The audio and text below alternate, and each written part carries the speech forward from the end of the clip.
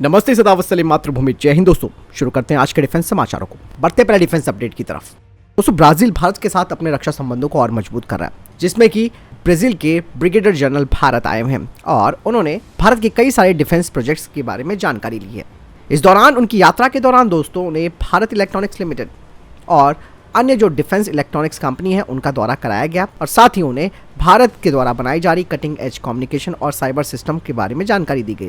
दरअसल ब्राजील अब भारत की डिफेंस टेक्नोलॉजी को लेना चाहता है और भारत की विशेषज्ञता का फायदा उठाना चाहता है, जिसमें कि रडार सिस्टम्स, इलेक्ट्रॉनिक युद्ध प्रणालियां और एंटी ड्रोन जैमर जैसे कई क्षेत्र हैं जिसमें कि ब्राजील भारत के साथ साझेदारी करने की बात कर रहा है। इसके अलावा दोस्तों सबसे बड़ी बात यहाँ पर यह रही कि भारत और ब्राजील के बीच स्कॉर्पियन क्लास की पनडुब्बियों की मरम्मत और रखरखाव के बारे में बातचीत हुई है और आप सब जानते हैं कि दोनों देशों की नौसेनाएं स्कॉर्पियन क्लास की पनडुब्बियों का इस्तेमाल करती है। ऐसे में भारत के पास इसके लिए प्रॉपर फैसिलिटी है जहाँ पर भारत ब्राजील की इन पनडुब्बियों की मेंटेनेंस और रिपेयर कर सकता है।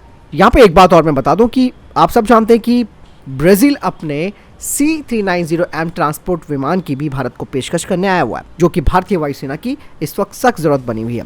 तो बहुत सारी चीजें दोस्तों जो ब्राजील भारत से लेना चाहता है और खुद अपना भी डिफेंस एक्सपोर्ट भारत के साथ करना चाहता है। तो ये एक तरीके से दोनों देशों के लिए विन विन सिचुएशन है और ब्राजील का भारत के साथ आना ये भारत के डिफेंस एक्सपोर्ट के लिए एक बहुत बड़ी जीत होगी। चलिए बढ़ते हैं नेक्स्ट अपडेट की तरफ। आप सब जानते हैं कि AMCA फाइटर जेट प्रोग्राम के लिए कैबिनेट कमेटी ऑन सिक्योरिटी की तरफ से 15,000 करोड़ रुपए की मंजूरी मिली, जिसके तहत पहले तो मार्क 1 वेरिएंट AMCA का बनाया जाएगा, फिर मार्क 2 वेरिएंट बनाया जाएगा, यानी कि 120 AMCA फाइटर जेट भारतीय वायुसेना खरीदेगी। लेकिन दूसरी तरफ बात आती है TEDBF प्रोग्राम की, जो कि भारतीय नौसेना के लिए, और ये जो TEDBF है वो 4.5 जनरेशन का फाइटर जेट है, लेकिन इसे चुनौतियों का सामना करना पड़ रहा है। बात साफ है कि इसकी भी अनुमानित लागत करीबन 14,000 करोड़ रुपए के बराबर होगी, जो कि AMCA के बराबर है। वर्तमान में भारतीय नौसेना ने केवल TEDBF के 45 यूनिटों को बुक किया हुआ है, जो कि भारतीय नौसेना के द्वारा बजट की कमी को दर्शाता है। खासकर कि भारतीय नौसेना 65,000 टन वाला जो IAC-3 है, अगर उसका अधिग्रहण नहीं करती है तो। इसके अलावा एरोनॉटिकल डेवलपमेंट एजेंसी ने भारतीय वायुसेना के लिए TEDBF का जो और का वेरिएंट है उसका प्रस्ताव रखा, लेकिन भारतीय वायुसेना इसको चाहती ही नहीं है, क्योंकि यहाँ पर सबसे बड़ी बात ये थी कि ये एक हल्का वेरिएंट होगा जो कि भारत के MRFA टेंडर की आवश्यकता को पूरा कर सकता है। हालांकि ऑर्का में इंडियन एयरफोर्स का इंटरेस्ट कम दिखना, बात साफ हो जाती है कि MRFA में जो विदेशी कॉम्पिटिटर्स हैं उनके लिए रास्ता खुल गया है। अब यहाँ पर दोस्तों TEDBF प्रोग्राम में भी हाई इन्वेस्टमेंट होगी, लेकिन ऑर्का भारतीय वायुसेना नहीं चाहती है, तो ऐसे में कई तरीके के सवाल यहाँ पर खड़े होते हैं। लेकिन यहाँ पर यह जरूरी है कि भारतीय नौसेना के लिए TEDBF प्रोग्राम बहुत ज़रूरी है, इसे सीमित नहीं करना होगा, क्योंकि आगे की जो जंग है वो समुद्र में ज़्यादा होगी। तो उसको देखते हुए भारत को केवल राफेल मरीन पर ही इतना भरोसा नहीं जताना चाहिए, बल्कि अपने स्वदेशी TEDBF पर भी काम करना चाहिए। चलिए बढ़ते नेक्स्ट अपडेट की तरफ। दोस्तों आप सब जानते हैं कि भारत C-17 फ्लीट का इस्तेमाल करता है और अब दोस्तों इसको लेकर एक बड़ी बात यह आई है कि भारतीय वायुसेना अपने C-17 फ्लीट को एक मिनी क्रूज मिसाइल बॉम्बर में बदल सकती है।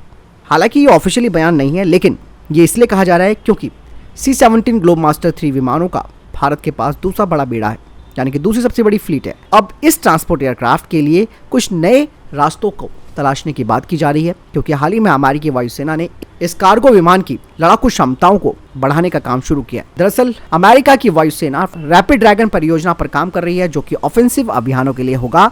इसीलिए C-17 की जो फिजिबिलिटी है उस पर जांच की जा रही है, जिसमें कि ये जो एयरक्राफ्ट है वो दुश्मनों के खिलाफ हवा से क्रूज मिसाइलों को दाग सकता है और अमेरिका इसके जरिए अपनी उस क्षमता को बढ़ाना चाहता है, जिसमें कि उन्हें दुश्मनों के एयर डिफेंस सिस्टम का सामना करना पड़ता है।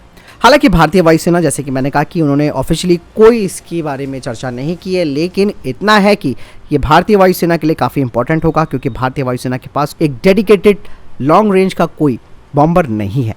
ऐसे में भारत अमेरिका के साथ सहयोग कर इसे कन्वर्ट कर सकता है एक लॉन्ग रेंज स्ट्रैटेजिक बॉम्बर में, और C-17 फ्लीट को सेकेंडरी ऑफेंसिव रोल में इस्तेमाल किया जा सकता है, जिससे कि भारतीय वायुसेना का जो ऑपरेशनल दायरा है वो बढ़ेगा, खास करके हिंद महासागर क्षेत्र में। भारतीय वायुसेना फिर एक पूरी तरीके से एक नए बमवर्षक बेड़े की आवश्यकता के बिना अपनी ऑफेंसिव क्षमताओं को बढ़ा सकती है। हालांकि इसमें थोड़ी बहुत चेंजेस जरूर होंगे, खास करके ऑफेंसिव अभियानों के लिए C-17 को मॉडिफाई किया जाएगा, जिसमें कि और टेक्नोलॉजी को इसमें लगाया जाएगा। एयर क्रूज के लिए इसमें अतिरिक्त प्रशिक्षण की आवश्यकता होगी। हालांकि दोस्तों ये विचार मुझे काफ़ी अच्छा लग रहा है अगर C-17 को एक लॉन्ग रेंज बॉम्बर फ्लीट में बदला जाए। फिलहाल आपको क्या लगता है इस बारे में कमेंट सेक्शन में लिखकर जरूर बताइएगा। बढ़ते नेक्स्ट अपडेट की तरफ। दोस्तों DRDO भारत के हथियार प्रणालियों के लिए एक छोटा परीक्षण केंद्र बनाने के लिए पश्चिम बंगाल के जुनपुट गांव में एक परियोजना को शुरू कर चुकी है। दरअसल उड़ीसा की चांदीपुर की तरह जुनपुट भी एक इंटीग्रेटेड टेस्ट रेंज होगी और ये भी बंगाल की खाड़ी में स्थित है। साथ ही कुछ अधिकारियों की तरफ से कहा जा रहा है कि एक बार इसकी स्थापना हो जाती है तो DRDO का लक्ष्य जमीन, वायु और समुद्र, इसके अलावा अंतरिक्ष और साइबर के रक्षा और सुरक्षा डोमेन में अत्याधुनिक सेंसर्स, हथियार प्रणाली, प्लेटफॉर्म्स और उनसे संबंधित जो उपकरण है उनका डिजाइन और विकसित किया जाएगा। DRDO के अधिकारी ने कहा कि हथियार प्रणालियों का समय पर परीक्षण होना बहुत जरूरी है, इसीलिए चांदीपुर से लगभग 70 किलोमीटर दूर दीघा के पास जुनपुट में एक अतिरिक्त ऑपरेशन क्षेत्र लागू किया जा रहा है। चलिए बढ़ते नेक्स्ट अपडेट की तरफ। दोस्तों भारतीय सेना अब नई टोड गन सिस्टम के लिए RFI जारी कर सकती है और ये जो रिक्वेस्ट फॉर प्रपोजल होगा उसमें स्थानीय उद्योगों से इन्हें खरीदा जाएगा, यानी कि ये मेक इन इंडिया पहल के लिए सरकार के प्रयासों के अनुरूप होगा। नई टोड गन सिस्टम को भारतीय सेना की अलग अलग ऑपरेशनल आवश्यकताओं को पूरा करने के लिए डिजाइन किया जाएगा और RFI में बताया गया कि ये जो बंदूकें हैं वो मैदान, पहाड़ों और रेगिस्तान में तैनात की जाएंगी। इसके अलावा 15 टन से और इसके अलावा इनका वजन 15 टन से कम होना चाहिए ताकि डिप्लॉयमेंट में फ्लेक्सिबिलिटी आ सके। इसके अलावा मौजूदा जो हमारे पास गोला बारूद है उनका ये इस्तेमाल करने में सक्षम होनी चाहिए। इसके अलावा आपको बता दें कि RFI में एडवांस फायर कंट्रोल सिस्टम पर भी जोर दिया गया है। Global positioning system, initial navigation based site system, fire control system जो कि डे और नाइट ऑप्टिकल साइट्स के साथ होना चाहिए और सभी मौसम स्थितियों में ये सटीकता के साथ लक्ष्य साधने में सक्षम होनी चाहिए। बढ़ते नेक्स्ट अपडेट की तरफ। दोस्तों भारत अपना आदित्य L1 मिशन को लॉन्च कर चुका है और कहा जा रहा है कि 8 अप्रैल को जो एक पूर्ण सूर्य ग्रहण होने वाला है उस पर आदित्य L1 नजर रखेगा और इस दौरान इसके जो इंस्ट्रूमेंट्स हैं वो प्राथमिक रूप से इस ग्रहण का ऑब्जर्वेशन करेंगे।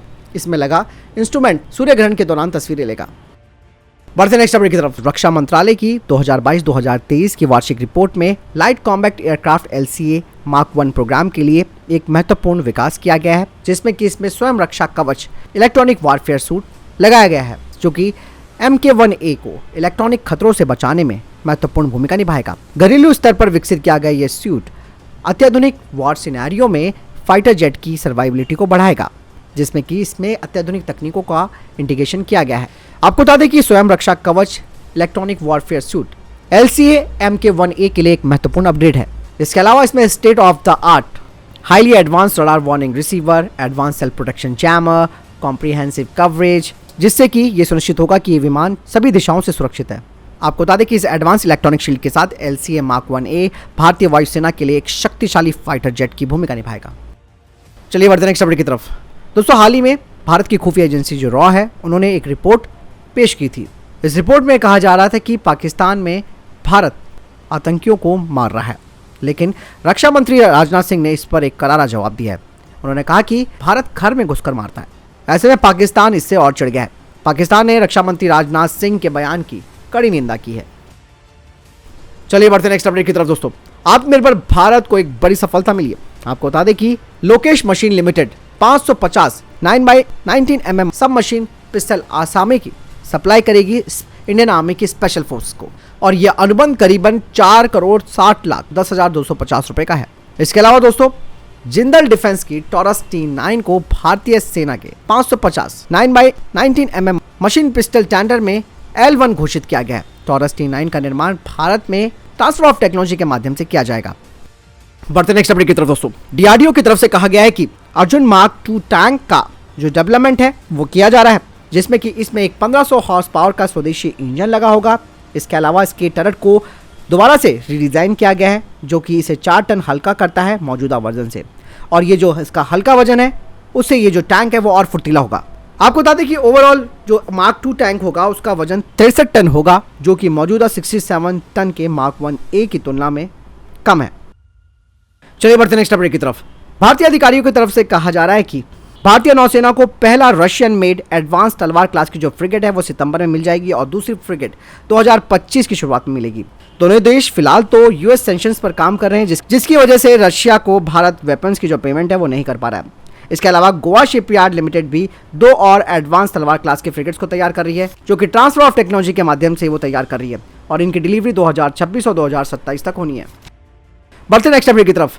एरोनॉटिकल डेवलपमेंट एजेंसी के डायरेक्टर ने कहा कि एएमसीए का जो क्रिटिकल डिजाइन रिव्यू है वो सफलतापूर्वक पूरा हो चुका है और अब इसकी मेटल कटिंग भी शुरू हो गई है। आपको बता दें कि उन्होंने कहा कि अब इसका अगला जो माइलस्टोन है वो है एएमसीए मैन्युफैक्चरिंग के लिए टेंडर को रिलीज करना, जिसमें कि जो क्वालिफाइड कंपनीज हैं उनके लिए नए दरवाजे खुलेंगे और वो इस 5.5 जनरेशन स्टेल्थ कॉम्बैट एयरक्राफ्ट को बनाने में अपना सहयोग करेंगे। एचएएल जल्द ही infrared search and track system का फ्लाइट टेस्टिंग करेगी, जिसे कि तेजस मार्क 2 प्रोग्राम के लिए विकसित किया जा रहा है। डीआरडीओ अब डेवलपमेंट कम प्रोडक्शन पार्टनर की तलाश कर रहा है, जो कि C295 आधारित जो स्वदेशी मल्टी मिशन मैरीटाइम एयरक्राफ्ट और medium range maritime reconnaissance aircraft हैं, उनके इंटीग्रेशन, टेस्टिंग और मिशन सिस्टम के लिए विशाखापट्टनम में नौसेना हवाई स्टेशन आईएनएस डेगा ने अपने हवाई क्षेत्र के बुनियादी ढांचे में एक अत्याधुनिक टैक्टिकल एयर नेविगेशन प्रणाली को सफलतापूर्वक इंटीग्रेट किया है। विशेष रूप से सैन्य विमानों के लिए सटीक नेविगेशन के लिए इस्तेमाल की जाने वाली इस प्रणाली का उद्घाटन कोमोडोर दिलीप सिंह के द्वारा किया गया। दुनिया की सबसे ऊंची श्रृंखला सुरंग का निर्माण जून से शुरू होगा। दिल्ली की एक कंपनी को 1500 करोड़ रुपए का टेंडर दिया गया है। यह सुरंग मनाली दारचा लेह मार्ग पर साल भर सेना के काफिले की आवाजाही को सुविधा प्रदान करेगी। 4 किलोमीटर लंबी सुरंग का निर्माण 2027 तक पूरा किया जाना है, जिससे कि पाकिस्तान और चीन की सीमाओं तक पहुंचने के लिए यात्रा का समय 17 से लेकर 10 घंटे कम हो जाएगा। इस सुरंग के निर्माण से संस्कार घाटी और लाहौल के बीच साल भर संपर्क सुनिश्चित हो पाएगा। भारतीय नौसेना ने अस्त्रा प्रीमियर के साथ एक कॉन्ट्रैक्ट साइन किया है, जिसके तहत aircraft tow barless battery power trucks का डिजाइन और डेवलपमेंट किया जाएगा भारतीय नौसेना के लिए। भारतीय वायुसेना ने अभी हाल ही में कश्मीर वैली के नॉर्दर्न सेक्टर में एक्सरसाइज गगन शक्ति 2024 के दौरान इमरजेंसी लैंडिंग फैसिलिटी को ऑपरेट किया है। फिलहाल अभी तक के टॉप डिफेंस अपडेट्स। वीडियो के सामने कोई प्रश्न जवाब आपको कोई सवाल कमेंट सेक्शन में लिखकर जरूर पूछ सकते हैं। वीडियो को लाइक और शेयर जरूर कीजिएगा। मिलता हूं नई जानकारी के साथ। जय हिंद, वंदे मातरम।